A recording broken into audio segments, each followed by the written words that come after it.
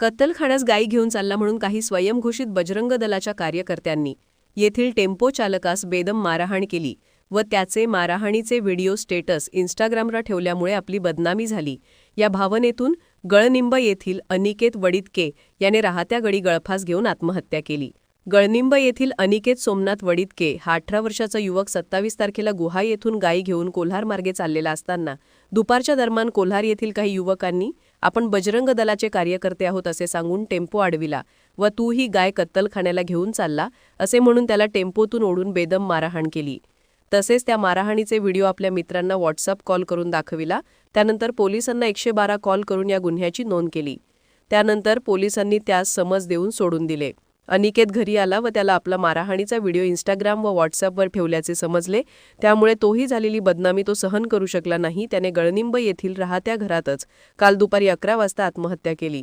त्यानंतर त्याचा मोठा भाऊ चैतन्य हा घरी आला असता त्यास अनिकेत घरातच फासावर लटकलेला दिसला।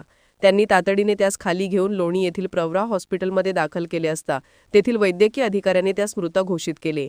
त्यानंतर सर्व नातेवाईक दोन्ही पोलीस स्टेशनला गेले व संबंधित आत्महत्या करण्यास जबाबदार असणाऱ्या व्यक्तीवर गुन्हा दाखल करून त्यांना अटक करा, त्याशिवाय आम्ही मृतदेहाची उत्तरीय तपासणी करून देणार नाही, तसेच मृतदेह ताब्यात घेणार नाही अशी भूमिका घेतली। त्यामुळे अखेर रात्री 1 वाजता लोणी पोलीस स्टेशनला त्या 4 कार्यकर्ते व इतर 2 अशा 6 व्यक्तीवर गुन्हा दाखल करण्यात आलेला आहे।